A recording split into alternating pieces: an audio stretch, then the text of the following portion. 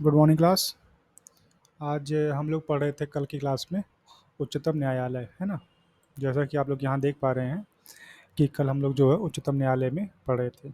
और इस उच्चतम न्यायालय में हम लोगों ने कल 12 पॉइंट तक, जैसा कि यहाँ पे लिखा हुआ है, पद की रिक्तता, है ना, 12वें नंबर पे लिखा है पद की रिक्तता। तो यहाँ तक हम लोगों ने कल की क्लास में पढ़ लिया था। और पॉइंट नंबर 1 से लेकर के 11 यहाँ पर और एक पॉइंट यहाँ पे 12 पॉइंट। तो इतना पॉइंट पढ़ने के बाद आज की जो हमारी एक ये क्लास है, सेकंड क्लास, वो हमारी इसकी दूसरी क्लास होगी। तो पॉइंट नंबर 13 से लेकर के 16 तक इस वाली क्लास में कवर करेंगे। तो जो पॉइंट नंबर 13 है उसमें कहा जा रहा है कि सर्वोच्च न्यायालय के क्षेत्राधिकार और उसकी शक्तियाँ। और क्षेत्राधिकार और शक्तियाँ कितने पार्ट में है, यहाँ पे देखिए लिख दिया गया है 7 पॉइंट में। ठीक है। जैसे मूल तथा आरंभिक अधिकारिता। अधिकारिता का मतलब क्या होता है, क्षेत्राधिकार। ठीक है, चाहे आप अधिकारिता कहिए चाहे आप क्षेत्राधिकार कहिए। दूसरा उनका है रिट अधिकारिता। तीसरा है अपीलीय अधिकारिता। और चौथा है सलाहकारी अधिकारिता। पांचवा है अभिलेख न्यायालय की शक्तियाँ। छठा है आपका न्यायिक पुनर्विलोकन की शक्तियाँ। और सातवां आपका है अन्य शक्तियाँ और अधिकारिताएं। अधिकारिताएं मतलब क्षेत्राधिकार। इतना होने के बाद फिर हम लोग आएंगे आगे और देखेंगे इसमें कि सर्वोच्च न्यायालय की शक्तियों में वृद्धि किस प्रकार से की जा सकती है। और फिर आएगा हमारा कि सर्वोच्च न्यायालय की स्वतंत्रता कहाँ तक है और किस प्रकार से वो अपने आप को अन्य कामों से स्वतंत्र करती है। और लास्ट आपका रहेगा आज क्लास का, वो रहेगा फौजदारी और दीवानी कानून। ठीक है, चलिए। तो आज की क्लास हम लोग प्रारंभ करते हैं सर्वोच्च न्यायालय की के क्षेत्राधिकार और शक्तियों से। तो आइए सबसे पहले देखते हैं पॉइंट नंबर 1। इसमें कहा जा रहा है कि जो आपका सर्वोच्च न्यायालय है उसके क्षेत्राधिकार या अधिकारिता तथा शक्तियों को न्याय को निम्नलिखित वर्गों में बांटा जा सकता है। पहला यह है कि भारत के सर्वोच्च न्यायालय के पास विश्व के किसी भी न्यायालय की तुलना में व्यापक क्षेत्राधिकार और शक्तियाँ हैं। मतलब जो भारत का जो हमारा न्यायपालिका है ना, उस न्यायपालिका के पास जो उसमें भी जो हमारा सर्वोच्च न्यायालय है उसके पास दुनिया के अन्य देशों की तुलना में भारत के पास ज़्यादा शक्तियाँ हैं। दूसरी बात यह है कि अमेरिका के सुप्रीम कोर्ट की तरह यह परिसंघीय न्यायालय मूल अधिकारों का संरक्षक तथा संविधान का अंतिम व्याख्याकर्ता है। आप सबको पता है कि इसके ऊपर कोई और व्याख्या करने वाला नहीं है। जबकि इंग्लैंड की हाउस ऑफ लॉर्ड्स की न्यायिक समिति या सर्वोच्च न्यायालय की तरह यह देश के सभी सिविल या आपराधिक मामलों की अपील का अंतिम न्यायालय है। ठीक है, मतलब ये है कि भारत की अगर किसी भी कोई भी विवाद है तो उस विवाद का ये अंतिम न्यायालय है, इसके ऊपर कोई और न्यायालय नहीं है। ठीक है, चलिए अब थोड़ा-सा हम लोग इसको समझ लेते हैं कि इसमें कितनी पार्ट में ये डिवाइड है। देखो जैसे इसको अगर हम पढ़ने के दृष्टिकोण से देखें तो सर्वोच्च न्यायालय के जो क्षेत्राधिकार और शक्तियाँ हैं, उसको हम लोगों ने यहाँ 7 पार्ट में डिवाइड कर रखा है। तो जो पहला हमारा है वह है क्या, मूल तथा आरंभिक अधिकारिता। सेकंड हमारा है रिट अधिकारिता। तीसरा है अपीलीय अधिकारिता। चौथा हमारा है सलाहकारी अधिकारिता और पाँचवाँ है अभिलेखी अधिकारिता। छठा हमारा है न्यायिक पुनराविलोकन की शक्ति और सातवां है अन्य शक्तियाँ व अधिकारिताएँ। तो चलिए सबसे पहले स्टार्ट करते हैं अपना जो पहला है मूल तथा आरंभिक अधिकारिता। मूल तथा आरंभिक का मतलब ये है कि इसका जो क्षेत्राधिकार कहाँ तक है, प्रारंभ से मतलब प्रारंभ में इसका मूल जो अधिकार है वो कहाँ तक है। और देखो यहाँ से एक सवाल पूछा भी गया है। ठीक है, आप जब पीवाईक्यू करेंगे अपना तो वहाँ पे आपको एक सवाल यहाँ से मिलेगा कि निम्नलिखित में से यह जो है किस अधिकार के अंतर्गत क्षेत्राधिकार के अंतर्गत आता है यह पॉइंट। तो पॉइंट आपका कोई भी दे देगा, है ना। तो सारे पॉइंट हमने यहाँ पे नोट कर दिए हैं। चलिए इसमें देखते हैं कि इस अधिकारिता या इस क्षेत्राधिकार के अंतर्गत कौन-कौन सी चीज़ें आएँगी। तो सबसे पहली बात ये है कि इसका संवैधानिक उपबंध क्या है? ये जो मूल क्षेत्राधिकार इसको दिया गया है, वो किस अनुच्छेद में लिखा गया है? तो उसका जो अनुच्छेद है वो है 131 में इसका उल्लेख किया गया है। सेकंड ये कहा जा रहा है कि इन मामलों के में किसी वाद की शुरुआत सर्वोच्च न्यायालय में ही हो सकती है। मतलब अभी देखो यहाँ जब हम जब नीचे आएँगे तो इसको और अच्छे से समझेंगे। इसमें ये कहा जा रहा है कि कुछ ऐसे देश के मामले होते हैं जिनको हम सिर्फ और सिर्फ सुप्रीम कोर्ट में ही निपटा सकते हैं, उसके अलावा कहीं और नहीं। ठीक है। तीसरा हमारा ये है कि यह अधिकारिता अमेरिकी सुप्रीम कोर्ट के संघीय मामलों से जुड़ी अधिकारिता के समान है। और चौथा है कि इसके अंतर्गत सर्वोच्च न्यायालय 3 प्रकार के मामलों की सुनवाई करता है और ऐसे विवाद जिनमें एक तरफ भारत सरकार तथा दूसरी तरफ एक या एक से अधिक राज्यों की सरकारें हो। तो अगर ऐसा कोई मामला होगा तो उसको हम सीधे तौर पे सुप्रीम कोर्ट में ही चुनौती देंगे, ठीक है। जैसे मान लो ये हमारा भारत देश है, ठीक है। अब यहाँ पे क्या होगा कि अगर कोई ऐसा मामला आता है जिसमें हमारा जो केंद्र सरकार है, मतलब जो हमारा भारत है, ठीक है, वो एक तरफ हो गया केंद्र, और बाकी में जो इसके राज्य हैं वो एक तरफ हो गया, है ना। केंद्र बनाम जो हमारा राज्य है, अथवा भारत सरकार अथवा राज्य की सरकारें अथवा सरकारें, मतलब कोई एक राज्य या 2-3 राज्य एक साथ मिल कर के। तो अगर ऐसा मामला आता है तब भी, जिसमें भारत सरकार एक तरफ हो जाए, मतलब केंद्र की सरकार, और जो राज्य की सरकार है वो एक तरफ हो जाए।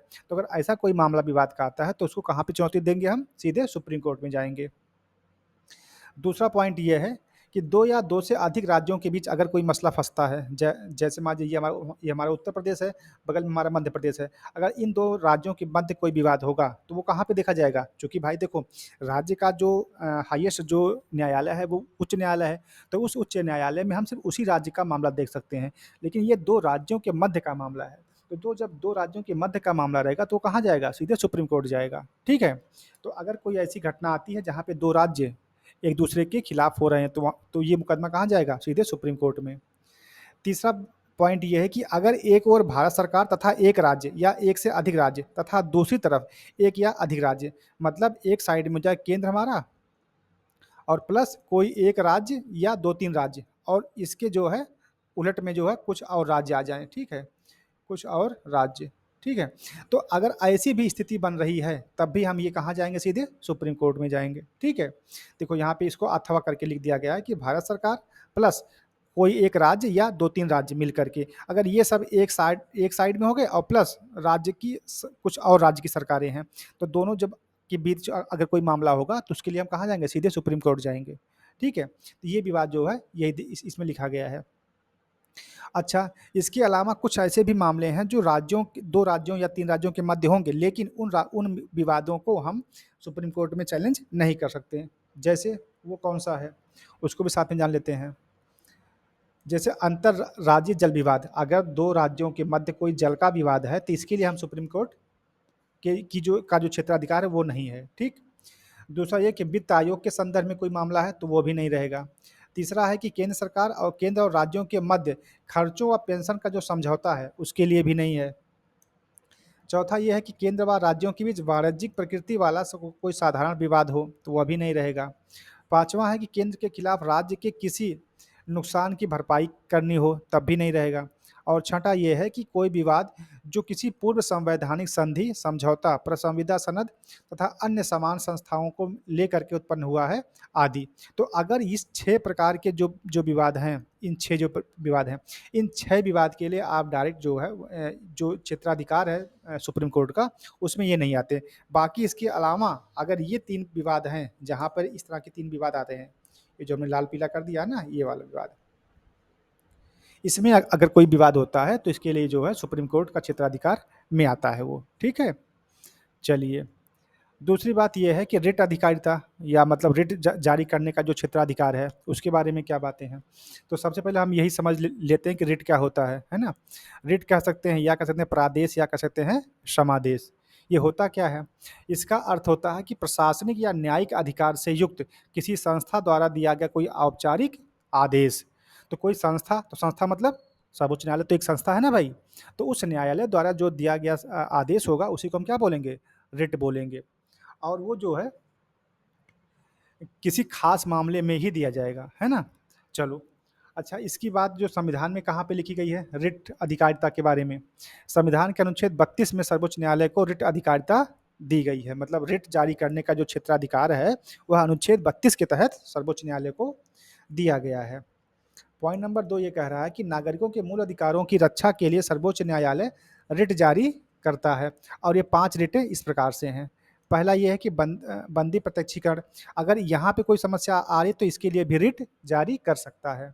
दूसरा है परमादेश, तीसरा प्रतिषेध, चौथा है उत्प्रेषण, और पाँचवां है हमारा अधिकार परीक्षा। और इन सब के बारे में हम जब अपना मूल अधिकार पढ़ा रहे थे तो वहाँ पे इसकी व्याख्या कर चुके हैं। अगर आपने वो वीडियो ना देखा हो तो वहाँ पे देख सकते हैं। मूल अधिकार में इसको हमने डिस्क्राइब करके बातें बता दी हैं। ठीक? चलिए, इन 5 मामलों के लिए जो हमारा सुप्रीम कोर्ट है उसके पास क्षेत्राधिकार है या उसके पास विशेषाधिकार है। बात करते हैं तीसरा, कि सर्वोच्च न्यायालय ने अपने इस अधिकारता या क्षेत्राधिकार का व्यापक प्रयोग किया है, जिसकी व्यापकता को लोकहितवादी जनहित याचिका, है ना? ये देखो इसे कहते हैं पीआईएल, पब्लिक इंटरेस्ट लिटिगेशन, ठीक है? ये चीज़ के माध्यम से देखने को मिलती है। और यहीं पर देखो एक नोट पॉइंट है कि सर्वोच्च न्यायालयों को और साथ में उच्च न्यायालयों को भी दी गई अधिकारिता संविधान के मूल ढांचे का हिस्सा है। यल चंद्र कुमार बनाम भारत संघ के मामले 1997 में सर्वोच्च न्यायालय ने इस बात को और स्पष्ट करते हुए कहा कि संसद इस शक्ति को ना तो कम कर सकती है और ना ही इसको समाप्त कर सकती है। ठीक है, मतलब ये जो हमारे 5 मूल अधिकार हैं, इनके खिलाफ जो रिट जारी करने की बात की जो शक्ति है, जो सर्वोच्च न्यायालय के पास है, उसको संसद कम नहीं कर सकती और समाप्त भी नहीं कर सकती है। यही बात लिखी गई है। और पॉइंट नंबर 5 ये लिखा है कि अनुच्छेद 139 के द्वारा संसद को यह अधिकार है कि वह उचित समझे तो इस रिट का विस्तार भी कर सकती है, लेकिन कम नहीं कर सकती। संसद को देखो जो भी अधिकार दिए गए हैं इस सर्वोच्च न्यायालय के मामले में, उसमें एक ही बात कही जा रही है कि उस अधिकार को वह और बढ़ा सकती है, लेकिन कम नहीं कर सकती। ठीक है, तो ये तो बात आपकी हो गई रिट अधिकारिता की। नेक्स्ट हमारा है कि अपीलीय अधिकारिता क्या होता है, जो अपीलीय क्षेत्राधिकार है, उसमें देख लेते हैं। पॉइंट नंबर 1 कह रहा है कि संविधान के अनुच्छेद 132, 133, 134 और 136 में सर्वोच्च न्यायालय की अपीलीय अधिकारिता का उल्लेख किया गया है। ये तो संविधान की बात हो गई। दूसरा पॉइंट ये है कि सर्वोच्च न्यायालय के सिविल और आपराधिक सभी तरह के मामलों में अपील का अंतिम न्यायालय सर्वोच्च न्यायालय है, सबको पता है। और तीसरा पॉइंट कह रहा है कि सर्वोच्च न्यायालय के अपीलीय क्षेत्राधिकार को 4 भागों में वर्गीकृत किया गया है। अब वो 4 भाग कौन-कौन से, पहले उसको जान लेते हैं। जो पहला पार्ट है वो है संवैधानिक विषयों से जुड़ी अपीलें, नंबर 2 है सिविल मामलों से जुड़ी अपीलें, तीसरा है आपराधिक और चौथा है विशेष अनुमति के मामले में। ठीक है, तो आइए देखते हैं कि सर्वोच्च न्यायालय के जो अपीलीय क्षेत्राधिकार का जो वर्गीकरण है उसको देख लेते हैं। इसमें पॉइंट नंबर 1 क्या कह रहा है कि संविधान के अनुच्छेद 132 के तहत यदि किसी उच्च न्यायालय के निर्णय, अंतिम आदेश से कोई ऐसा प्रश्न जुड़ा है जो संविधान से संबंधित विधि का सारवान प्रश्न, अब इसको आगे हम और बताएंगे, पहले आप यहाँ समझिए कि जो संविधान से संबंधित विधि का सारवान प्रश्न है और उच्च न्यायालय अनुच्छेद 134 का के अधीन इस बात का प्रमाण दे देता है, तो सर्वोच्च न्यायालय में उसकी अपील की जा सकती है। ठीक, सेकंड पॉइंट क्या है भाई? अच्छा, ये तो हो गया आपका संवैधानिक विषयों से जुड़ा जो अपील है उसके बारे में। चलिए, सेकंड आपका है कि सिविल मामलों से जुड़ी हुई अपीलें, है ना? सिविल मामलों से जो जुड़ी अपीलें होते हैं उसके लिए भी जो आप सर्वोच्च न्यायालय के क्षेत्राधिकार में आ सकते हैं। यहाँ पे क्या बात लिखी गई है कि अनुच्छेद 133 के अंतर्गत सर्वोच्च न्यायालय में कोई भी सिविल अपील तभी लगाई जा सकती है जब ये 3 बातें आपकी मिलती हैं। पहली बात क्या है? विधि का सारवान प्रश्न निहित हो। देखो इसका क्या मतलब होता है, विधि का जो सारवान प्रश्न है, इसका मतलब ये है कि अगर किसी उच्च न्यायालय ने कोई अस्पष्ट निर्णय दे दिया हो, तो उस अस्पष्ट निर्णय के खिलाफ आप सुप्रीम कोर्ट में जा सकते हैं। यही इसका मतलब होता है। ठीक है। दूसरी बात ये लिखा है कि प्रश्न सामान्य महत्व का हो, अथवा तीसरा ये है कि उच्च न्यायालय को लगता हो कि इसका निर्धारण सर्वोच्च न्यायालय द्वारा ही किया जाना आवश्यक है, तो ऐसी स्थितियों में आप सर्वोच्च न्यायालय का रुख कर सकते हैं। तीसरा आपका ये है कि आपराधिक मामलों से जुड़ी हुई अपीलें।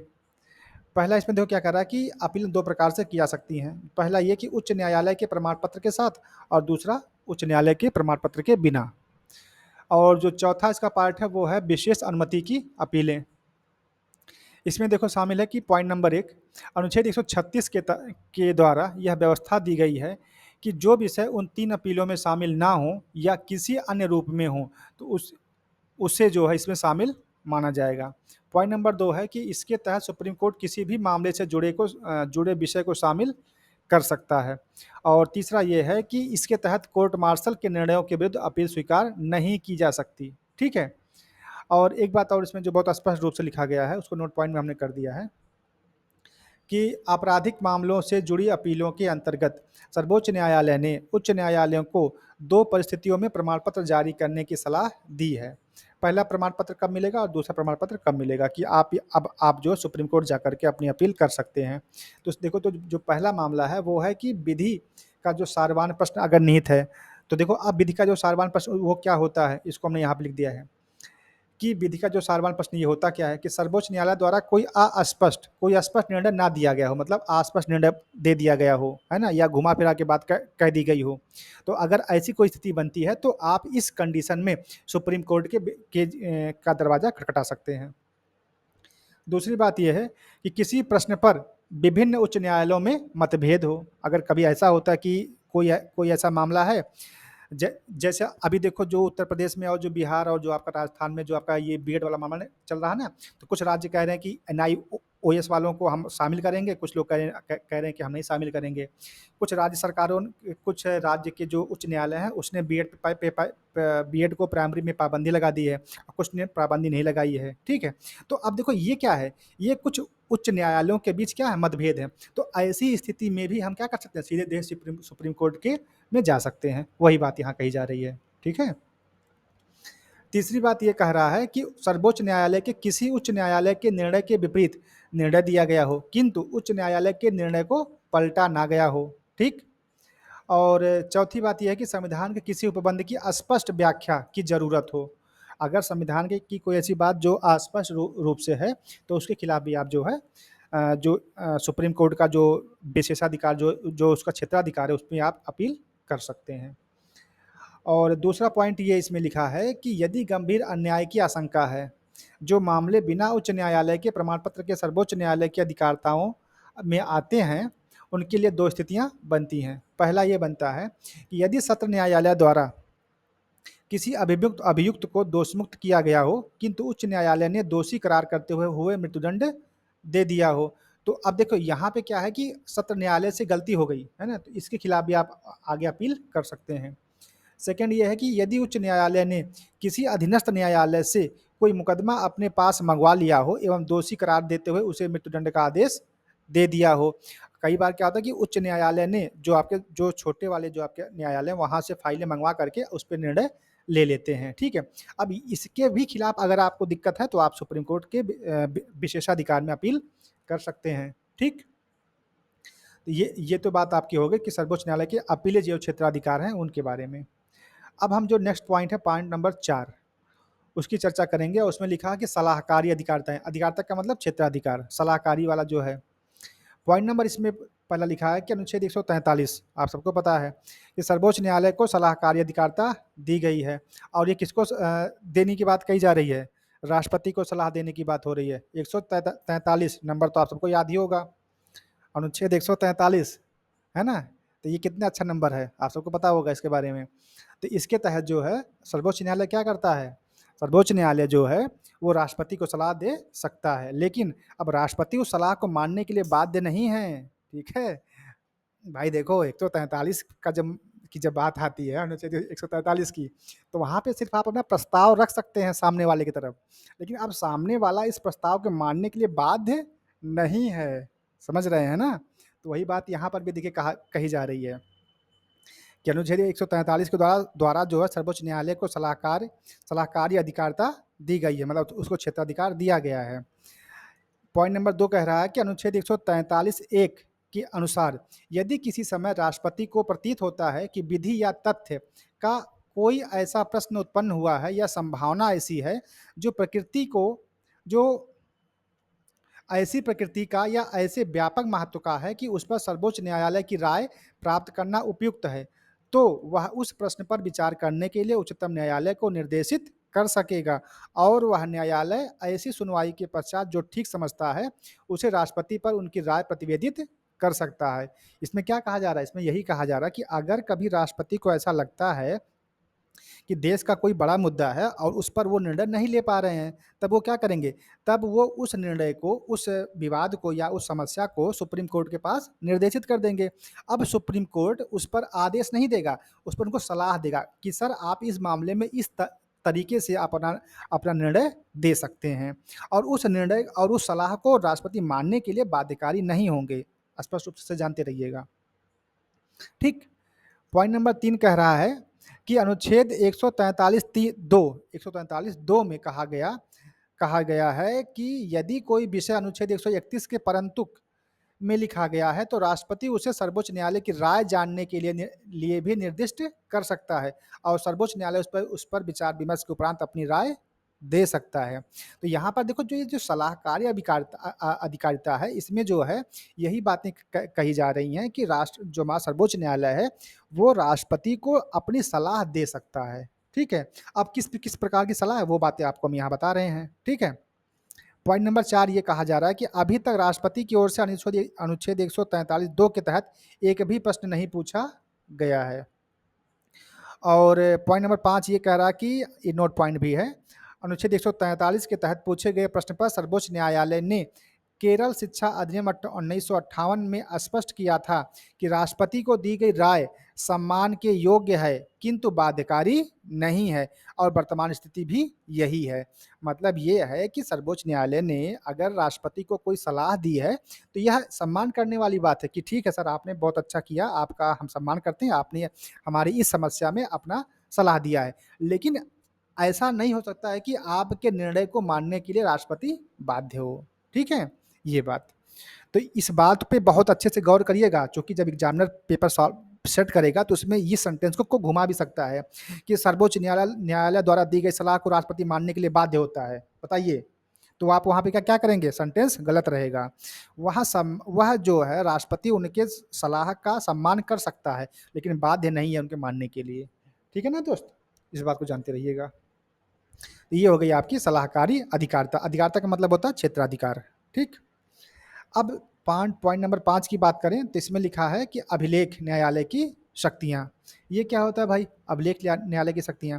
देखो, अभिलेख न्यायालय की शक्तियां का मतलब ये होता है कि जितने भी अभी तक फैसले दिए गए हैं सुप्रीम कोर्ट के द्वारा, उन फैसलों को बाकायदे लिखित रूप में रिकॉर्ड के रूप में रख दिया जाए, ताकि अगर भविष्य में कभी दोबारा ऐसी परिस्थिति आए, उस प्रकार का मुकदमा आए या उस प्रकार का कोई विवाद आए तो उसमें उसी आधार पर निर्णय दिया जा सके। तो उस आधार को जानने के लिए जब आपके पास रिकॉर्ड होगा, लिखित रिकॉर्ड होगा, तभी तो आप कर पाएंगे। तो वही बात यहाँ पर लिखी जा रही है पॉइंट नंबर 5 में, अभिलेख न्यायालय की शक्तियों के बारे में। इसमें देखो कह रहा कि पॉइंट नंबर 1 क्या कह रहा है कि भारतीय संविधान के अनुच्छेद 129 में यह प्रावधान है कि सर्वोच्च न्यायालय अभिलेख न्यायालय, कोर्ट ऑफ रिकॉर्ड होगा और उसको अपनी अवमानना के लिए दंड देने की शक्ति सहित ऐसे न्यायालय की सभी शक्तियां प्राप्त होंगी। दूसरा ये कह रहा है कि सर्वोच्च न्यायालय के सभी निर्णय, देखो, सर्वोच्च न्यायालय के सभी निर्णय, आदेश तथा निर्देश आदि आदि अस्थायी स्मृति में सुरक्षित रखे जाते हैं ताकि सभी अधीनस्थ न्यायालय उन्हें पूर्व उदाहरणों के रूप में प्रयोग कर सकें। आप सबको पता है कि सर्वोच्च न्यायालय के नीचे उच्च न्यायालय, उसके नीचे सत्र न्यायालय या जो भी अन्य न्यायालय हैं अधीनस्थ वाले। तो अधीनस्थ न्यायालयों के लिए क्या है, ये उदाहरण के रूप में लिखित दस्तावेज बना करके रख दिए जाते हैं ताकि अगर दोबारा कभी ऐसी परिस्थिति आए तो वही जो अधीनस्थ न्यायालय हैं वो इसकी दलील दे करके उस फैसले को जल्द से जल्द समाप्त करवा सकें। ठीक है। पॉइंट नंबर 3 कह रहा है कि अभिलेख न्यायालय की एक विशेषता यह भी है कि उसे अपमान के लिए दंड देने की भी शक्ति होती है। मतलब ये है कि अभिलेख न्यायालय ऐसा भी कर सकता है कि अगर उसने एक बार अभिलेख बना करके रख दिया और उसी प्रकार के मुकदमे पे उच्च न्यायालय ने कोई गलत फैसला दे दिया तो उसके लिए वह दंड का भी प्रावधान करता है। भाई सीधी सी बात है, जब हम इस फैसले पे एक बार निर्णय दे चुके हैं और अच्छा निर्णय दे चुके हैं, सुप्रीम कोर्ट का भी निर्णय हो चुका है और उस पर कभी भी न्यायिक पुनर्विलोकन नहीं हुआ है, तो आप उस आधार पर क्यों नहीं फैसला दे रहे हैं भाई, है कि नहीं? तो उसी लिए जो दंड का भी प्रावधान करता है। पॉइंट नंबर 4 कह रहा कि विनय चंद्र मिश्र मामला 1998 में सर्वोच्च न्यायालय ने यह माना कि अपनी अवमानना के लिए दंडित करने की न्यायालय की शक्ति अनंत नहीं है। जैसे किसी अधिवक्ता के लाइसेंस को रद्द करने की शक्ति अधिवक्ता अधिनियम के तहत अधिवक्ता परिषद को दी गई है, न्यायालय उसे छीन नहीं सकता है। अब जो इसकी जो शक्ति है वो क्या है, वो जो शक्ति है वो जो जो सर्वोच्च न्यायालय की जो शक्ति है उसकी भी एक लिमिट है, और वो लिमिट जो है हम हर जगह लागू भी होती है। ऐसा नहीं है कि आपके पास अनलिमिटेड शक्तियाँ कि आप जो चाहो अपनी मर्ज़ी से करो, ऐसा भी नहीं है। जैसे एग्ज़ाम्पल के तौर पे यहाँ कहा जा रहा है कि अगर किसी अधिवक्ता मतलब वकील का अगर लाइसेंस रद्द करना है, तो उसके लिए भी अलग से न्यायालय हैं। वहाँ से उनका जो वो है, जो लाइसेंस है वो रद्द किया किया जाएगा, अदरवाइज़ नहीं। ऐसा नहीं कि आप न्यायालय उसको छीन सकता है। उसका जो एक बोर्ड है, अधिवक्ता अधिनियम के तहत एक अधिवक्ता परिषद बनाई गई है। इसको यह अधिकार दिया गया है कि आप वकीलों को का जो वो है लाइसेंस, उसको आप रद्द कर सकते हैं, तो वहाँ से वो होगा। ऐसा नहीं है कि आप सीधे सर्वोच्च न्यायालय जाइए और वहाँ से उसको करवा लीजिए, ऐसा नहीं है। ये तो आपकी बात हो गई आपकी अभिलेख न्यायालय की शक्तियों के बारे में। नेक्स्ट आपका है न्यायिक पुनरावलोकन की शक्ति, और ये काफ़ी इंपॉर्टेंट है, यहाँ से कई बार सवाल पूछे गए हैं। जो पहला आपको बताया था ना, इस पॉइंट का जो पहला पॉइंट, वहाँ से भी एक सवाल पूछा गया है यूपीएससी में, और एक सवाल आपका पॉइंट नंबर 6 से भी पूछा गया है। चलो थोड़ा इसको और ध्यान से देख लेते हैं पॉइंट नंबर 6 को। न्यायिक पुनरावलोकन की शक्ति। तो न्यायिक पुनरावलोकन का जो मतलब है, वो मतलब यही है कि अगर पहले कभी कोई फैसला या कोई ऐसी संवैधानिक बात कह दी गई है जो आज के समय में रिलेवेंट नहीं है, जो आज के समय में व्यवहारिक तौर पे लागू नहीं होती है, तो उसके लिए क्या होगा, उसके लिए उस निर्णय को क्या होगा, चैलेंज किया जाएगा सुप्रीम कोर्ट में, और सुप्रीम कोर्ट उस पर दोबारा से विचार कर सकती है। यही बात इसमें कही जा रही है। पॉइंट नंबर 1 कह रहा है कि यद्यपि संविधान में न्यायिक पुनरावलोकन का प्रयोग कहीं भी नहीं किया गया है, तथापि अनुच्छेद 13, 32 आपको पता ही था, 13 और 32, 131, 136, 143, 145, 226, ठीक है, और 246, 372 आदि के उपबंध स्पष्ट रूप से संविधान को यह शक्ति प्रदान करते हैं। ठीक है, प्रयोग तो नहीं हुआ, लेकिन ये जो अनुच्छेद हैं ये क्या कह रहे हैं, ऐसा आपको शक्ति देते हैं। दूसरा पॉइंट ये कह रहा है कि न्यायिक पुनरावलोकन से तात्पर्य न्यायपालिका की उस शक्ति से है जिसके अंतर्गत विधान पालिका द्वारा बनाए गए किसी भी कानून या कार्यपालिका द्वारा जारी किए गए किसी भी आदेश को संविधान के प्रावधानों के प्रतिकूल होने पर, संविधान के यदि प्रावधान के वह विपरीत होता है, तब न्यायपालिका निरस्त कर सकती है उस कानून को, उस आदेश को भी निरस्त कर सकती है, तथा अपने पूर्व में सुनाए गए निर्णयों पर की भी समीक्षा कर सकती है। ये शक्ति किसके अंतर्गत आती है, ये आती है न्यायिक पुनरावलोकन की शक्ति, ठीक है, सुप्रीम कोर्ट के पास है, तो उसके अंतर्गत आती है। और इसके लिए आपको अनुच्छेद भी दे दिए गए हैं, 13, 32, 131 से लेकर 36 तक, 136 तक, 143 है, 145 है, 226 है, 246 है, और 372 है। इसके अलावा भी कुछ और भी अनुच्छेद हैं, ठीक है। अब देखो इसका एक हमने यहाँ पे एग्जाम्पल के तौर पे भी डाल दिया है, नोट पॉइंट बना दिया है। पॉइंट नंबर 1 में कह रहा है कि 1967 में सर्वोच्च न्यायालय ने गोलकनाथ मामले में घोषणा की कि संसद मूल अधिकारों को किसी भी तरह से कम नहीं कर सकती है। इसी संदर्भ में संपत्ति के मूल अधिकार के अतिक्रमण के आधार पर न्यायपालिका ने बैंक राष्ट्रीयकरण अध्यादेश को भी रद्द कर दिया था।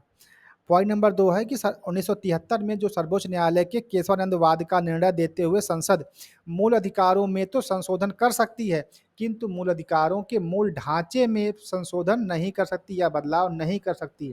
कहने का मतलब ये है कि अगर हमारा मूल अधिकार कह रहा है कि हमें जिंदा रहना है, तो आप हमारे जिंदा रहने के जो अधिकार है इसको आप छीन नहीं सकते हैं या उसमें कटौती नहीं कर सकते हैं। क्यों? क्योंकि यह इसका क्या है, मूल ढांचा है। संविधान का जो मूल ढांचा है उसके साथ आप छेड़छाड़ नहीं कर सकते हैं, ठीक है। आप मूल अधिकारों के बारे में और सारे उपबंध ला सकते हैं, नए कानून बना सकते हैं, लेकिन जो हमारा मूल ढांचा है, जैसे मान लो हमारी जो बॉडी है, तो हमारी बॉडी का जो मूल ढांचा है वो क्या है, हमारा कंकाल तंत्र है, तो आप कंकाल तंत्र को डिस्टर्ब नहीं करेंगे। बाकी आपका जो हाथ है उसको आप पतला कर लो, मोटा कर लो, अपनी बॉडी बना लो, वो अलग मैटर है, उस पर आप छेड़छाड़ कर सकते हो, ठीक है। अगर आज आपका वजन 60 किलो है तो आप इसको 70 किलो कर सकते हो, अगर 60 है तो उसको आप 55 कर सकते हो, ये सब कर सकते हो। लेकिन जो हमारी हड्डी है, जो हमारा कंकाल है, अगर आप उसको डिस्टर्ब कर दोगे तो तब तो फिर हमारी बॉडी में तो और सी चीज़ों में दिक्कत आ जाएगी ना भाई। तो इसी नाते कहा जा रहा है कि संविधान का जो मूल ढांचा आप उसमें छेड़छाड़ नहीं कर सकते हैं, उसके अलावा अगर आप चाहें तो उसमें संशोधन कर सकते हैं, ठीक है। और यही बात देखो पॉइंट नंबर 3 में भी कहा जा रहा है कि 1980 में मिनर्वा मिल्स मामले में सर्वोच्च न्यायालय ने स्पष्ट किया कि न्यायिक पुनरावलोकन सामान्य स्थितियों में मूल ढांचे का ही हिस्सा है। ठीक, चलिए, तो ये तो बात हो गई आपके न्यायिक पुनरावलोकन की शक्ति की। और जो 7वीं और लास्ट जो वो है इसका जो क्षेत्राधिकार है, उसकी चर्चा कर लेते हैं कि अन्य शक्तियाँ व अधिकारिताएँ, है ना? इसमें देखो पॉइंट नंबर 1 कह रहा है कि उपयुक्त शक्तियों के अलावा सर्वोच्च न्यायालय के पास अन्य बहुत सारी शक्तियाँ हैं जो संविधान या कुछ अधिनियमों द्वारा दी गई हैं। पॉइंट नंबर 2 कह रहा है कि अनुच्छेद 137 सर्वोच्च न्यायालय को यह शक्ति देता है कि वह अपने निर्णयों या आदेशों पर पुनर्विचार कर उन्हें बदल सकता है। देखो साफ शब्द में कह रहा है कि अनुच्छेद 137 कह रहा है कि सर्वोच्च न्यायालय को शक्ति देता है कि वह अपने ही निर्णय या अपने ही आदेश को क्या कर सकता है, पुनर्विचार करके उन्हें बदल सकता है। इस नाते यह पॉइंट बहुत आईएमपी है, इंपॉर्टेंट है, इसको याद कर लीजिएगा कि सर्वोच्च न्यायालय अपने ही निर्णय या आदेश को बदलने की शक्ति रखता है और यह कहा गया अनुच्छेद 137 में। ठीक है, आप जब अनुच्छेद याद करते हैं तो आपको सारा तो याद नहीं करना है, लेकिन जो बहुत महत्वपूर्ण है, जो इंपॉर्टेंट है, उसको याद करना है। तो उसी में आपका एक पॉइंट यह भी है 137। 143 आपको पता हो गया क्या है, राष्ट्रपति को सलाह देने की शक्ति है। और 137 क्या कहता है कि जो सर्वोच्च न्यायालय है वो अपने निर्णय या आदेशों को बदल करके उसे क्या कर सकता है, चेंज कर सकता है। ठीक है, उन पर पुनर्विचार करके उन्हें बदल सकता है। आगे लिखा है कि जिन याचिकाओं के तहत सर्वोच्च न्यायालय अपने अपने निर्णयों का पुनर्विलोकन करता है उन्हें पुनर्विचार याचिका कहते हैं। ठीक है, जैसे कोई व्यक्ति है, उन्होंने एक प्रस्ताव दिया कि सर आप इसको जो है चेंज कर दीजिए, तो उस प्रस्ताव को क्या बोलेंगे, पुनर्विचार याचिका बोलेंगे। ठीक है, रिव्यू पिटीशन बोलते हैं। ऐसी याचिकाएं निर्णय के 30 दिनों के भीतर ही दी जा सकती हैं। मान लीजिए अगर कोई फैसला आया और आप उस फैसले के आप संतुष्ट नहीं हैं, तो आप सुप्रीम कोर्ट से अनुरोध कर सकते हैं, रिक्वेस्ट कर सकते हैं कि सर इस पे आप एक बार पुनर्विचार कर लीजिए, और उसकी जो टाइमलाइन है वो कितनी है, 30 दिनों के भीतर ही। यह बिना मौखिक तर्कों के सिर्फ लिखित कागजातों के आधार पर उन्हीं न्यायालयों के समक्ष जिन्होंने निर्णय दिया था उनको पास प्रस्तुत किया जा सकता है। जिस न्यायालय से आप संतुष्ट नहीं हैं उसी के खिलाफ, मतलब उसी से आप अनुरोध कर सकते हैं 30 दिनों के भीतर, वह भी लिखित रूप से, मौखिक रूप से नहीं कि साहब तो नहीं कह दिया, ऐसा नहीं। ठीक है, लिखित रूप में। ठीक, यही बात इनसे यहाँ पे कही जा रही है। और इसी में देखो एक बात और, इसमें तो बहुत सारी बातें हैं, एक बात और भी है जो बहुत इंपॉर्टेंट है, थोड़ा इसको जान लीजिए। उपचारात्मक याचिका अभी हाल ही में थोड़ा सा, मतलब हाल का मतलब कई पिछले 10 सालों के अंदर की एक घटना है, उसमें कई कई बार चला है, तो थोड़ा इसको भी देख लेते हैं, उपचारात्मक याचिका क्या होती है। इसे दोषाहारी याचिका या उपचारात्मक याचिका के नाम से भी जानते हैं और यह विगत वर्षों में प्रचलित हुई एक नवीन अवधारणा है। इसका प्रयोग पुनर्विचार याचिका के खारिज होने के बाद पीड़ित पक्ष द्वारा अति गंभीर आधार पर किया जाता है। मान लीजिए कि कोई मुकदमा था और उस पे जो है सुप्रीम कोर्ट का फैसला आ गया कि आपका ये फैसला है।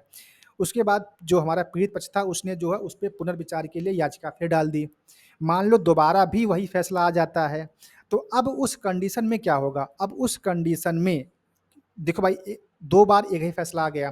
उस कंडीशन में जो हमारा पीड़ित पक्ष है वह सर से रिक्वेस्ट कर सकता है कि सर ठीक है, आपकी बात मानते हैं, हमसे गलती हुई, लेकिन सर हमारी जो कंडीशन इतनी ख़राब है कि आप इसको थोड़ा-सा और चेंज कर दीजिए या हमारे लिए थोड़ी राहत पैदा कर दीजिए।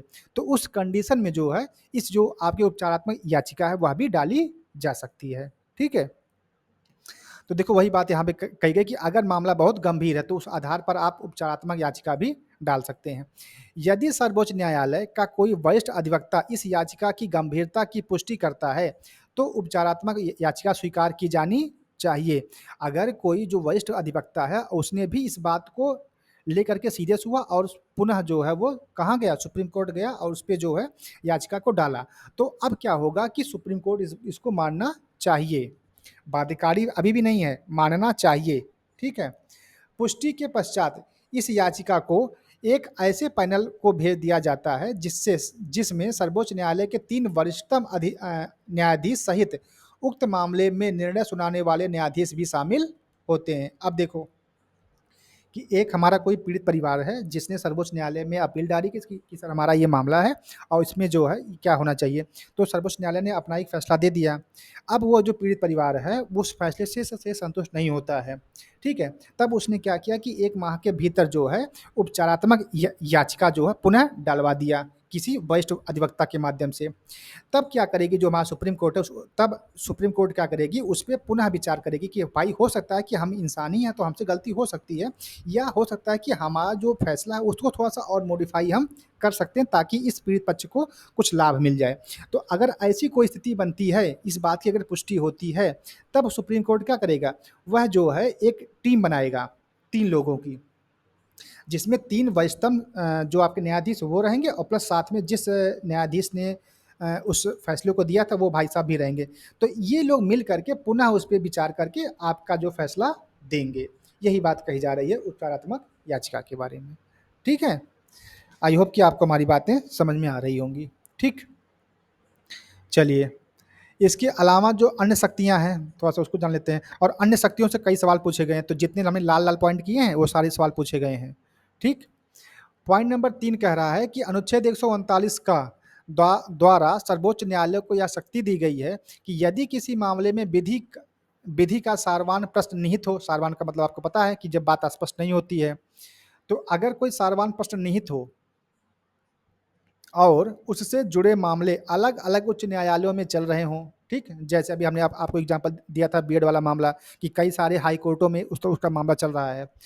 तो वह उन सभी मामलों को अपने पास मँगवा करके निपटारा कर सकता है।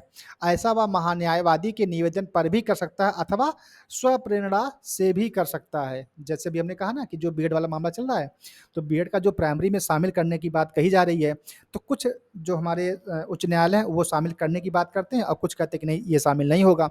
तो अगर ऐसी स्थिति है, तो इस स्थिति पर फैसला देने का जो अधिकार है, वो सुप्रीम कोर्ट के पास है।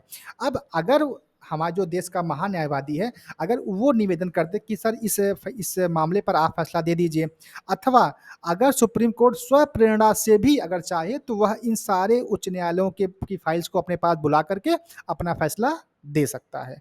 दोनों बातें होती हैं, ठीक है? यही बात कही जा रही है इसमें। तो बातें तो हमको लग रहा है कि समझ में आपको आ रही होंगी। क्यों जी? है कि नहीं? चलिए।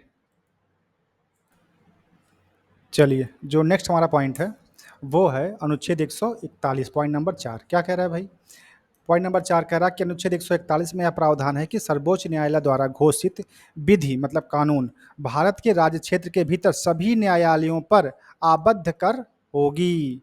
मतलब अगर कोई फैसला सर्वोच्च न्यायालय द्वारा दे दिया गया, तो वह जितने भी उसके अधीनस्थ न्यायालय हैं, ये जो आपके राज्य वाले नहीं होते हाई कोर्ट, उन सब पे क्या होगा? लागू होगा। ठीक? ऐसा नहीं है कि हाई कोर्ट के नहीं सर आपका निर्णय कहीं और होगा, हमारे राज्य में नहीं मालूम होगा, ऐसा नहीं है। क्यों? क्योंकि वो जो आपका राज्य जो न्यायपालिका है, वो अपने सुप्रीम कोर्ट के क्या है? अधीनस्थ है, ठीक है? इस नाते उन पे लागू होगा। बात करते हैं पॉइंट नंबर 5 की, तो इसमें लिखा है कि अनुच्छेद 142 में कहा गया है कि सर्वोच्च न्यायालय ऐसी डिक्री पारित कर सकेगा अथवा ऐसा आदेश दे सकेगा, जो उसके समक्ष किसी वाद अथवा विषय में पूर्ण न्याय करने के लिए आवश्यक हो। इसी अनुच्छेद के अधीन दूसरी शक्ति यह है कि सर्वोच्च न्यायालय एक उच्च न्यायालय के मामले को दूसरे उच्च न्यायालय में स्थानांतरित भी कर सकता है। ठीक है ना? क्या कह रहा है कि जब कोई मान लीजिए कभी कोई ऐसा फैसला आया जिसको लोग अपूर्ण मान रहे हैं, तो उसको उस पर वो फैसला दे करके उसको पूर्ण कर सकता है। साथ में एक बात और भी कही जा रही है कि अगर सुप्रीम कोर्ट चाहे तो वह किसी उच्च न्यायालय के विवाद को किसी दूसरे उच्च न्यायालय में स्थानांतरित भी कर सकता है। यह उसके क्षेत्राधिकार में आता है यह कार्य। ठीक है? बात करते हैं पॉइंट नंबर 6 की। तो इसमें कह रहा है कि अनुच्छेद 145 के तहत सर्वोच्च न्यायालय को यह शक्ति है कि वह अपनी प्रक्रिया से संबंधित नियम बना सकता है, परंतु ये नियम राष्ट्रपति के अनुमोदन से ही बनाए जा सकते हैं एवं ये नियम संसद द्वारा निर्मित विधियों के विरुद्ध नहीं होने चाहिए। मान लीजिए कोई छोटा-मोटा उनको रूल बनाना है अपने सर्वोच्च न्यायालय के लिए, तो वो उसको बना सकते हैं, ठीक है? लेकिन इसमें जो है राष्ट्रपति के अनुमोदन से ही बना सकते हैं, उनकी सलाह से ही बना सकते हैं, ठीक है? और दूसरी बात ये है कि वो जो संसद द्वारा बनाई गई विधि है उसके खिलाफ भी ना जाएँ, ठीक है? तो इस प्रकार से अगर वो चाहें तो अपने लिए कुछ खास नियम या थोड़े-मोड़े नियम बना सकते हैं, ठीक? अब जो सबसे इम्पोर्टेंट बात, इस बात को समझिए, पॉइंट नंबर 7, कि अनुच्छेद 145(4) के तहत सर्वोच्च न्यायालय द्वारा प्रत्येक निर्णय खुले न्यायालय में ही सुनाया जाएगा, अन्यथा नहीं सुनाया जाएगा। अर्थात मामले की सुनवाई बंद कमरे में नहीं हो सकती। सर्वोच्च न्यायालय का जब भी कोई फैसला आएगा तो खुले न्यायालय से ही आ सकता है। कभी किसी बंद कमरे में सुनवाई करके आप फैसला नहीं दे सकते, ये बात। पॉइंट नंबर 8 कह रहा है कि सर्वोच्च न्यायालय को देश के सभी न्यायालयों, पंचायतों आदि का न्यायिक अधीक्षण मतलब सुपरविजन, या क्या कहते हैं, सुपरविजन तो ये कहते हैं, अधीक्षण मीन्स करने की शक्ति दी गई है। अगर सर्वोच्च न्यायालय चाहे तो उसका सुपरविजन कर सकता है, किसका? देश के अन्य जो भी न्यायालय हैं उन सब का, ठीक है? और पॉइंट नंबर 9 कह रहा है कि संविधान के अनुच्छेद 13, 132 और 133 आदि अनुच्छेदों में से सर्वोच्च न्यायालय को संविधान की व्याख्या का अंतिम तथा पूर्ण अधिकार प्राप्त है। अगर संविधान की कोई ऐसी लाइन है, कोई ऐसी बात है जो स्पष्ट रूप से है, या उस पर आप व्याख्या चाहते हैं, या उसके लिए आप कोई कानून बना रहे हैं और उसमें आपको समझ में नहीं आ रहा है, तो उसके लिए आप सर्वोच्च न्यायालय से क्या कर सकते हैं? पूछ सकते हैं, ठीक है ना? इस बात को जानते रहिए, और ये उसके अधिकार क्षेत्र में आता है। बात करते हैं पॉइंट नंबर 10 की।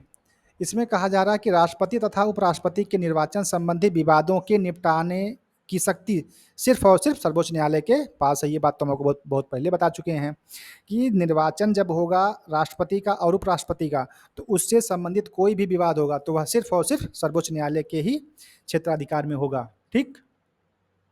एक बात और, पॉइंट नंबर 11, कि संघ लोक सेवा आयोग यूपीएससी के अध्यक्ष एवं सदस्यों के आचरण की जांच राष्ट्रपति के निवेदन पर सर्वोच्च न्यायालय में ही करता है, ठीक?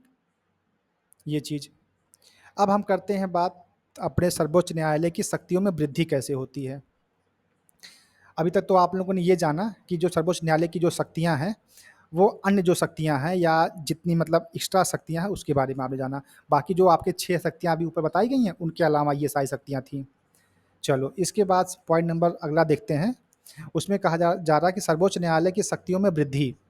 पॉइंट नंबर 1 कह रहा है कि अनुच्छेद 138 के अनुसार संसद संघ सूची के विषयों के संबंध में सर्वोच्च न्यायालय को अतिरिक्त अधिकारिता देने के लिए विधि पारित कर सकती है। मतलब क्या? देखो, आप देखो, यह भी बहुत इंपॉर्टेंट हो गया कि अनुच्छेद 138 क्या कह रही है कि संसद को यह अधिकार है कि अगर वह चाहे तो सर्वोच्च न्यायालय के विशेषाधिकार को बढ़ा सकती है। यही बात यहाँ पे इस लैंग्वेज में लिखी गई है कि अगर संसद चाहे तो वह विधियों का निर्माण करके या नियमों का और ज़्यादा नियम बना करके वो क्या कर दे? सर्वोच्च न्यायालय के क्षेत्राधिकार को और ज़्यादा बढ़ा दे, ठीक? ये बात है। तो वही यहाँ पे लिखा गया कि कैसे बढ़ सकती है, तो बढ़ाने की जो पहली विधि है वो कौन-सी है? अनुच्छेद 138, संसद को अधिकार दे दिया गया है कि अगर वो चाहे तो बढ़ा सकती है। पॉइंट नंबर 2, अनुच्छेद 139 के अंतर्गत संसद यह शक्ति रखती है कि सर्वोच्च न्यायालय की रिट अधिकारिता का विस्तार कर सके। अभी तक आपने देखा 5 रिट जारी कर सकता है, और देखो ये पूछा भी गया है कि सर्वोच्च न्यायालय कितने प्रकार की रिट जारी कर सकता है, तो 5 प्रकार की रिट जारी कर सकता है। लेकिन अनुच्छेद 139 भी फिर यह कह रही है कि संसद के पास यह भी शक्ति है कि अगर वो चाहे तो रिटों की संख्या बढ़ा सकता है। जहाँ अभी तक 5 रिट जारी हो रहे थे, वहाँ 6 भी, 7 भी, 8 भी, 10 भी, इससे ज़्यादा भी हो सकते हैं। तो ये शक्ति किसके पास है? संसद के पास। देखो, एक बात बहुत अच्छे से समझो, सुप्रीम न्यायालय मतलब सुप्रीम कोर्ट और केंद्र सरकार और संसद, ये तीनों एक लाइन में हैं। मतलब सुप्रीम कोर्ट में अगर कोई कम ज़्यादा करना होगा तो कौन करेगा? संसद। और देखो यहाँ पे राज्य का जो उच्च न्यायालय है, जो हमारी राज्य सरकार है या जो राज्य विधानमंडल है, ये तो यहाँ के जो मामले हैं, ये भी जो है संसद ही बनाएगी, ठीक है ना? लेकिन हमारा जो कहने का मतलब ये था कि अगर सुप्रीम कोर्ट में कोई फेरबदल करना है, तो संसद के मामले से ही होगा। किसी राज्य की विधान सभा से उसके बारे में कोई भी काम नहीं होगा, क्योंकि भाई वो राज्य से ऊपर की बात है। तो जब राज्य से ऊपर की बात है, तो राज्य से ऊपर आपका संसद है, तो संसद के माध्यम से ही आपका यहाँ पे बदलाव हो सकते हैं।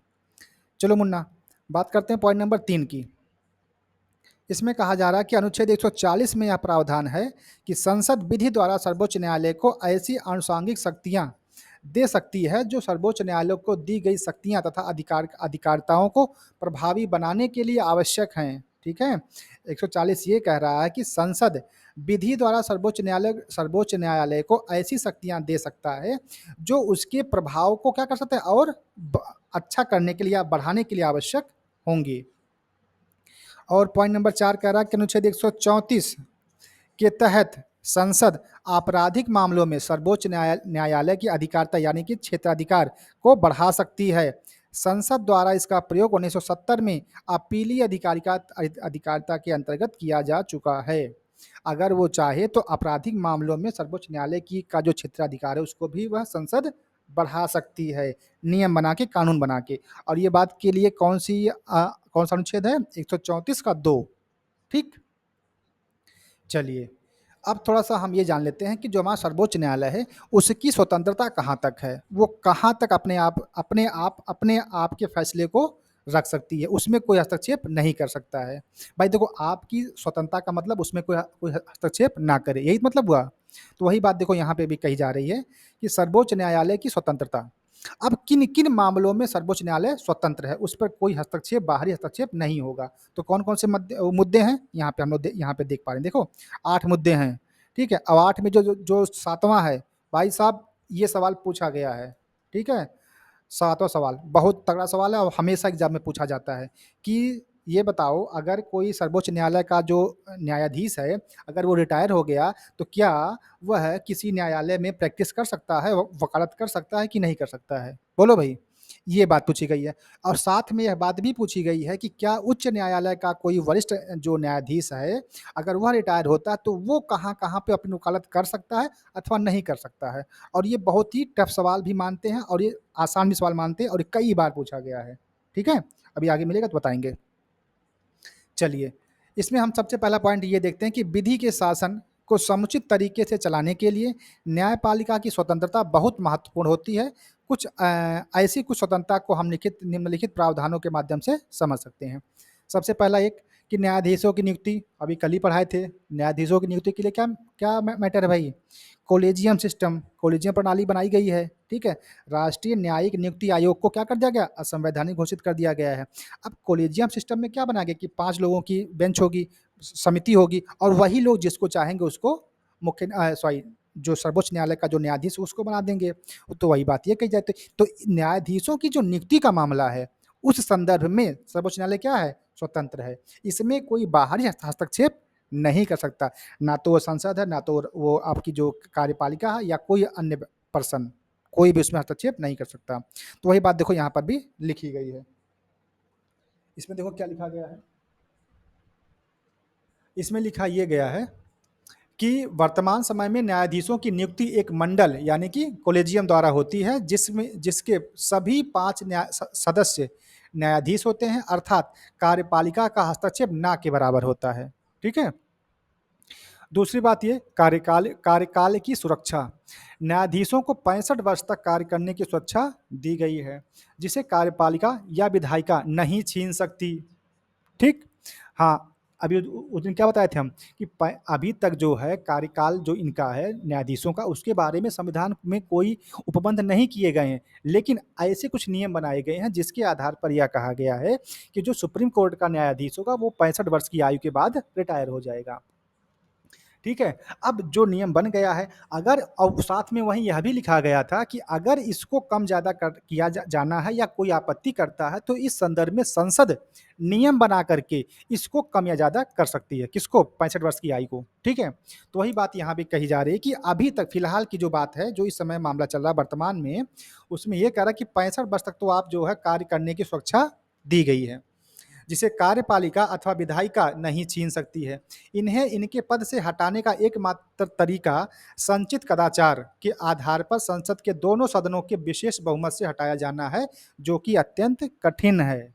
अभी तक किसी को हटाया गया? नहीं हटाया गया। ठीक है, अभी कल ही हम इस सब को पढ़ा रहे थे कि अगर हम किसी भी सर्वोच्च न्यायालय के किसी भी न्यायाधीश को हटाना है तो संसद के दोनों सदनों से ठीक है, क्या होगा, लोकसभा से कम 100 लोगों का हस्ताक्षर और राज्यसभा से 50 लोगों का हस्ताक्षर करने के बाद फिर आप समिति को आगे बढ़ाएँगे। उसके बाद उसकी एक समिति बनेगी, फिर अगर वहाँ से वो पारित होता है कि हाँ, वास्तव में इन्होंने ये गलत काम किया है, तब आप हटा सकते हैं। तो ऐसा कर पाना मुश्किल है, बहुत मुश्किल है, ठीक है? और फिलहाल जो इस इतने बड़े पद पे होगा, तो वो ऐसी कोई गलती करने का प्रयास भी नहीं करेगा, है ना? चलिए, बात करते हैं पॉइंट नंबर 3 की। वहाँ पे लिखा कि वेतन आदि की सुरक्षा। इसमें क्या बात है भाई? सर्वोच्च न्यायालय के वेतन और न्यायालय के सभी प्रशासनिक खर्चों को अनुच्छेद 146 के तहत भारत की संचित निधि पर भारित व्यय घोषित किया गया है। मतलब जो इनका वेतन है वो कहाँ से मिलता है? भारत की संचित निधि से दिया जाता है। और पॉइंट नंबर 4 कह रहा है कि अवमानना पर दंड देने की शक्ति।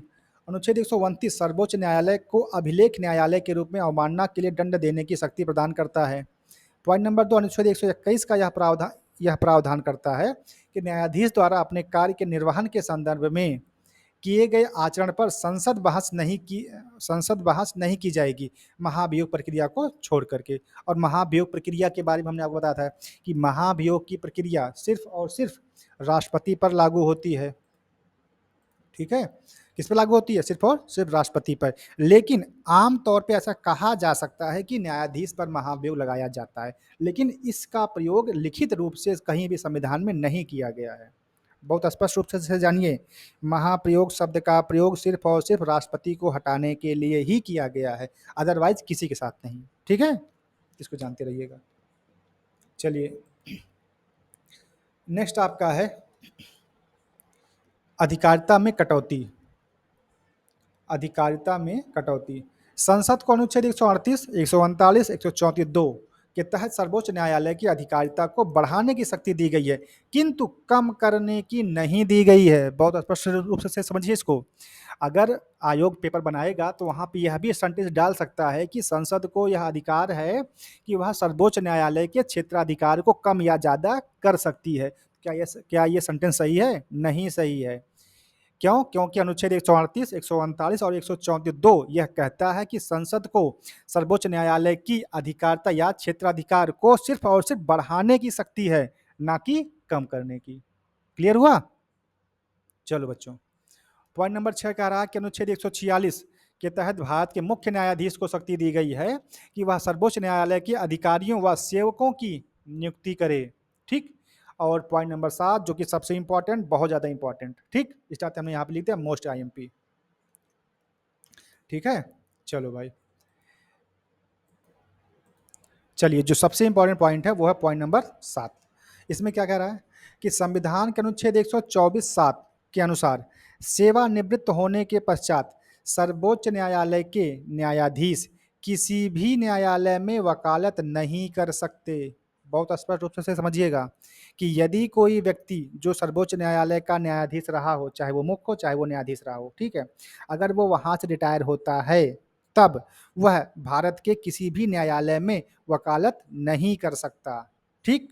लेकिन अनुच्छेद 220 कह रहा है कि अगर कोई व्यक्ति जो कि उच्च न्यायालय का न्यायाधीश है, उच्च न्यायालय का, हाई कोर्ट का अगर न्यायाधीश है, तो वह अगर सेवानिवृत्त होता है और होने के बाद वह उच्चतम न्यायालय में एवं अन्य उच्च न्यायालयों में वकालत कर सकता है, लेकिन जिस उच्च न्यायालय से वह रिटायर हुआ है वहां पर नहीं कर सकता। क्लियर हुआ कि सर्वोच्च न्यायालय का कोई भी न्यायाधीश अगर रिटायर होगा तो वह भारत के किसी भी न्यायालय में वकालत नहीं कर सकता, पहली बात।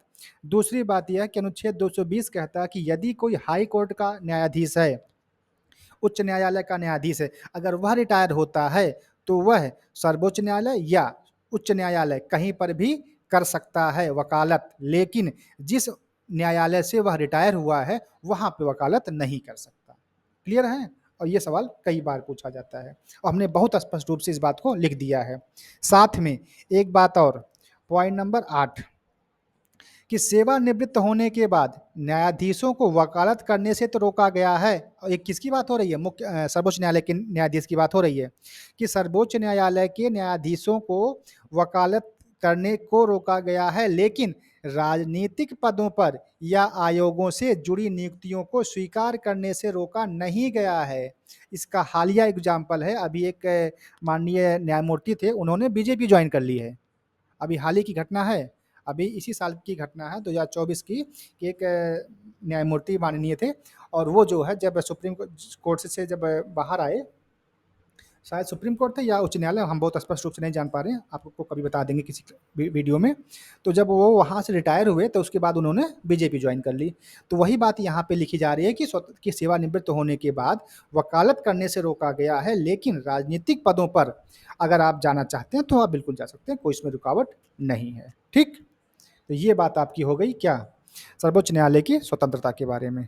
और आज का जो इस टॉपिक का लास्ट पॉइंट है वो है फौजदारी और दीवानी कानून। इसके बारे में थोड़ा-सा हम लोग पढ़ लेते हैं, बात उसके बाद तब आपका जो है सर्वोच्च न्यायालय वह पूरा होगा।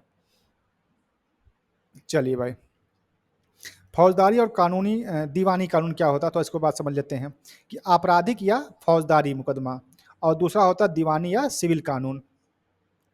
फौजदारी में पहला ये है कि यह ऐसी क्रियाओं से संबंधित है जिन्हें कानून में अपराध माना जाता है, जैसे चोरी, हत्या, दहेज उत्पीड़न आदि। दूसरा ये, इसमें एफआईआर दर्ज कराने के बाद पुलिस जांच करके अदालत में केस फाइल करती है। और पॉइंट नंबर 3 है कि अपराधी के दोषी पाए जाने पर जेल या जुर्माना या दोनों लगाया जा सकता है। और ये तीनों काम किसमें होते हैं, जब मामला बनता है आपराधिक या फौजदारी वाला। दूसरा मामला होता है दीवानी का या सिविल कोर्ट या सिविल वाला मामला। इसमें होता क्या है कि इसका संबंध व्यक्ति विशेष के अधिकारों के उल्लंघन से है, जैसे जमीन का विवाद हुआ, वस्तुओं की खरीदारी हुई, किराए वाली बात हुई या फिर तलाक वाली बात हुई। ठीक, दूसरा पॉइंट ये है कि प्रभावित पक्ष न्यायालय में एक याचिका दायर कर सकता है।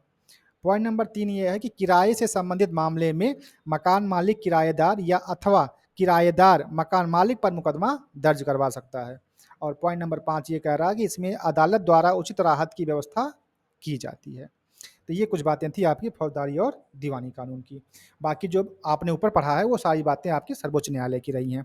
तो इस प्रकार से हम ये कह सकते हैं कि अब जो हमारा ये टॉपिक था संघीय न्यायालय न्यायपालिका के अंतर्गत सर्वोच्च न्यायालय, अब वह पूरा होता है। अब हमारा सिर्फ और सिर्फ एक क्लास बचती है और वो होगी पीवाईक्यू वाली। ठीक, पीवाईक्यू में हम पिछले 30 वर्षों के सारे सवाल सॉल्व करेंगे, और आपको जान के बेहद खुशी होगी कि आपके इसी एक पीडीएफ से, इसी एक क्लास के पीडीएफ से आपके पिछले 106 सवाल पूछे गए हैं। पिछले 30 वर्षों में, 30 ईयर्स में सिर्फ और सिर्फ सर्वोच्च न्यायालय के टॉपिक से 106 सवाल पूछे गए हैं, जिसमें आपके यूपीएससी के भी सवाल हैं, आपके स्टेट पीसीएस के सवाल हैं, आपके आरओ के सवाल हैं, आपके बीओ के सवाल हैं, आपके लोअर पीसीएस के सवाल हैं। तो इन सारे सवालों को अगर मर्ज किया जाए तो 106 सवाल हैं, और ये 106 सवाल आपके इन्हीं पीडीएफ से सॉल्व हो जाएंगे। ठीक है, तो ठीक है दोस्त, फिर आज के लिए इतना ही रखते हैं, बाकी चीज़ें कल की क्लास में। धन्यवाद।